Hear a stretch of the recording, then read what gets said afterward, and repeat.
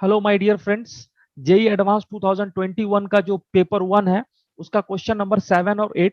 ये क्वेश्चन आपका डिटर्मिनेंट्स और क्रेमर्स रूल और जो प्लेन का कॉन्सेप्ट होता है, ठीक है ना, 3D। यानी आप इसको बोल सकते हो कि this question is based on matrices plus 3D geometry, ठीक है ना। क्वेश्चन बहुत ही इजी है बच्चों, दो क्वेश्चन इसमें हम लोग है। क्वेश्चन पढ़ लेते हैं हम लोग। क्वेश्चन आपके सामने में है। Alpha beta gamma real numbers दिए हुए हैं और तीन लीनियर इक्वेशन का सिस्टम दिया हुआ है, ठीक है। X plus 2y+3z equal to alpha, 4x+5y+6z equal to beta, 7x+8y+9z equal to गामा-1 और एक m डिटर्मिनेंट दिया हुआ है, m मैट्रिक्स दिया हुआ है, अल्फा 2 गामा बीटा 1, यहाँ पर में 0 होगा, बीटा 1 0 और -1 0 1, ठीक है ना। फिर बोला गया है, सबसे पहला ही क्वेश्चन आपको है कि क्वेश्चन नंबर जो 7 पूछ रहा है उसमें आपको क्वेश्चन नंबर 7 में बच्चों, अच्छा ये सिस्टम क्या है, इन ये सिस्टम जो है कॉन्सिस्टेंट है। कॉन्सिस्टेंट का मतलब होता है आपको, कॉन्सिस्टेंट का मतलब होता है इनफाइनाइट सॉल्यूशन, इनफाइनाइट सॉल्यूशन। तो जब इनफाइनाइट सॉल्यूशन की बात करेंगे तो उसमें आप क्रेमर्स रूल लगा सकते हो, लेकिन मैंने आपको शॉर्ट ट्रिक बताया हुआ है।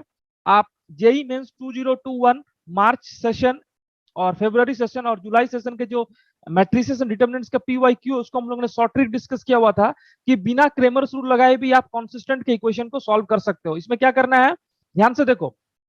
इसमें क्या करना है, ये तीन बेसिकल प्लेन है, P1 P2 और P3। तो हम ऐसा कर दें आप यहां पर में कि अगर हम लोग सेकंड वाले इक्वेशन को 2 से मल्टीप्लाई कर दें, यानी सेकंड नंबर इक्वेशन को 2 से, इसको सेकंड नंबर इक्वेशन दे दिया, इसको फर्स्ट नंबर इक्वेशन दे दिया, और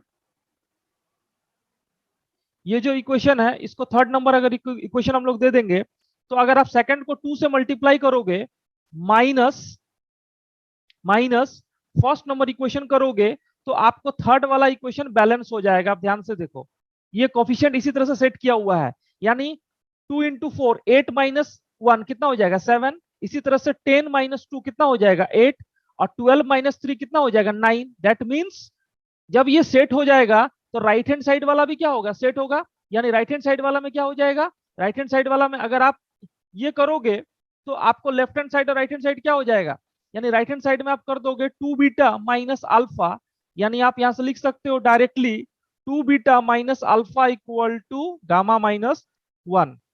आप क्रेमर्स रूल भी लगाओगे तो यही रिजल्ट आएगा। इसमें बेसिकली हम लोगों ने इनफाइनाइट सॉल्यूशन, यानी जब तीन प्लेन इंटरसेक्ट करेंगे, जब तीन प्लेन इस तरह से इंटरसेक्ट करेंगे तो आपको क्या हो जाएगा, इनफाइनाइट सॉल्यूशंस हो जाएंगे। तो ये बेसिकली तीन प्लेन्स है, तो तीन प्लेन्स के लिए फैमिली ऑफ प्लेन्स का इक्वेशन हम लोग यूज कर सकते हैं इस तरह से, P1 plus lambda P2 equal to P3। तो मैंने यही कॉन्सेप्ट को यहाँ पर मैं यूज किया और यहाँ पर मैं हम लोगों ने एक रिलेशन निकाल दिया 2 beta minus alpha equal to गामा-1।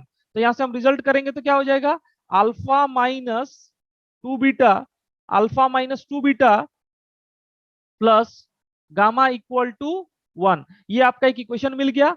अब आपको ये बोला गया है कि ये जो डिटर्मिनेंट है इसका डिटर्मिनेंट आप निकाल सकते हो क्वेश्चन नंबर 7 में। इसका डिटर्मिनेंट का अगर आप वैल्यू निकालोगे तो बहुत इजीली निकल जाएगा, अल्फा इंटू 1 -2 इंटू देखो बीटा और प्लस गामा। और पहला क्वेश्चन में क्या पूछा गया है, क्वेश्चन नंबर 7 में mod of m equal to आपको पूछा गया है। तो बेसिकली यही रिजल्ट है, alpha minus 2 beta plus gamma equal to 1, यानी इसका मॉड ले लेंगे तो फर्स्ट क्वेश्चन जो क्वेश्चन नंबर 7 हो जाएगा इसका आंसर हो जाएगा 1, ठीक है। तो बेसिकली इसमें क्रेमर्स रूल आप लगा के सॉल्व कर सकते हो, लेकिन क्रेमर्स रूल से आपको लेंदी पड़ेगा। ये कॉन्सेप्ट आपको याद रखना है कि जब भी क्रेमर्स रूल की बात करें तो तीन प्लेन को हम लोग फैमिली ऑफ प्लेन्स में शिफ्ट करके P1 plus lambda P2 equal to P3 कर दिया, और यहाँ पर लैम्डा का वैल्यू कितना आ गया 2, क्योंकि यहाँ पर मैं सॉरी यहाँ लैम्डा का वैल्यू 2 आ गया। इस तरह से हम लोग ने ये क्वेश्चन सॉल्व कर लिया बहुत इजी तरीके से। जो दूसरा क्वेश्चन है वो भी एक नंबर का one of the easy question है।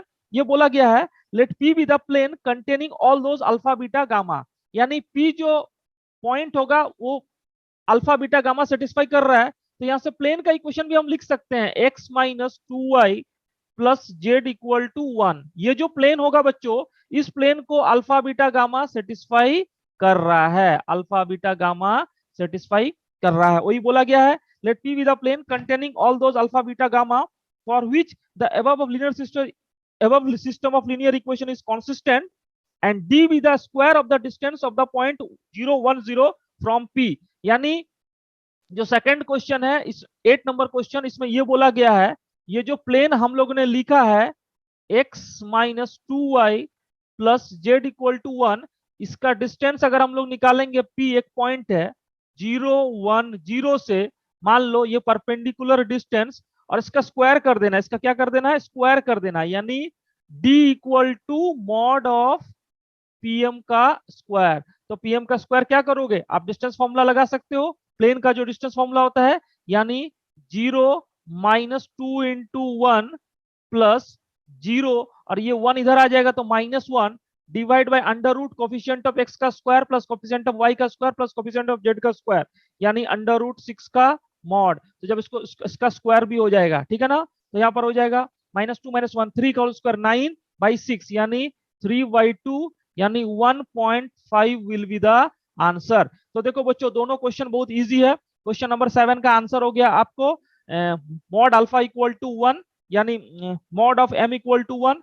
तो यहाँ पर में जो फाइनल आंसर आ गया बच्चों, क्वेश्चन नंबर 7 में mod of m equal to 1, और क्वेश्चन नंबर 8 में जो मॉड ऑफ d दिया हुआ था परपेंडिकुलर डिस्टेंस, इसका वैल्यू आपको आ गया, this value is equal to 1.5। तो विदाउट क्रेमर्स रूल हम लोगों ने सॉल्व कर लिया, ठीक है, और इस तरह से हम लोग आंसर निकाल लिया। तो चलिए बच्चों, नेक्स्ट क्वेश्चन हम लोग इस तरह से अपलोड करेंगे। Thank you my dear friends.